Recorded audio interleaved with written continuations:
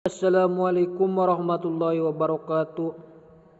La haula wala quwata illa billahil aliyyil azim. Allahumma shalli ala sayyidina Muhammadin wa ala ali sayyidina Muhammad.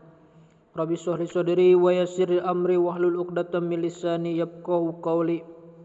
Ya fatahu ya alim ya fatahu ya alim ya fatahu ya alim. Qala musannif hadal kitab rahimahullah wa nafa'ana bi ulumim amin amin ya Allah ya rabbal alamin.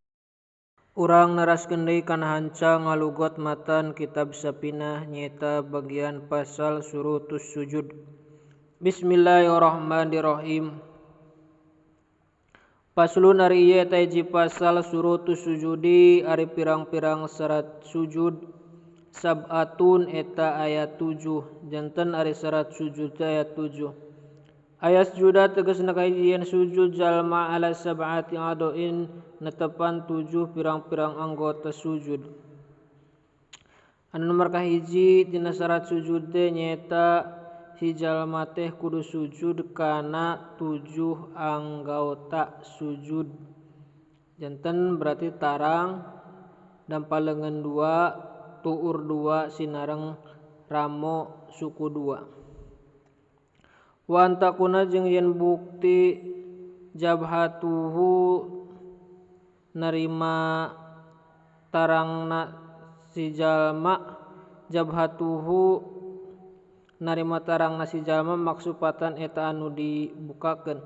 Anu nomor kadua tina syarat sujud teh nyaeta tarang si jalmanana teh kudu narima terbuka ulah kahalangan ku kopyah atawa ulah kahalangan ku buuk. Watahamulu jeung ngaberatkeun birosihi kana sirahna si jalma. Anu nomor salanjutna nyaeta tarangnana teh kudu atawa sirahnana teh hulunana teh tarangnana teh kudu diberatkeun. Janten ulah ditahan ku leungeun tapi sakabeh beban dibebankeun kana sirah atau kepala. Wa adamul huwi jeung henteu turun ligorihi pikeun salianti sujud.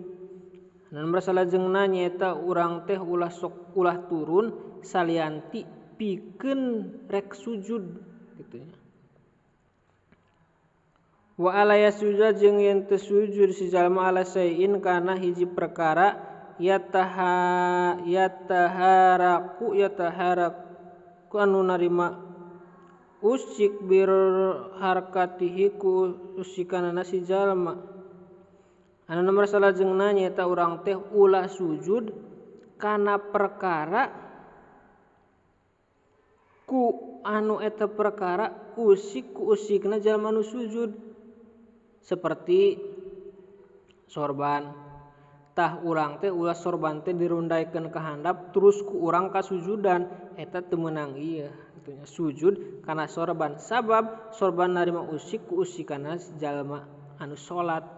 Berarti lamun nangtung kabawa nangtung rek ruku kabawa ruku rek sujud oge kabawa sujud. Mana teu meunang lamun urang sujud kana sorban sabab kabawa ku jalma anu keur salatna.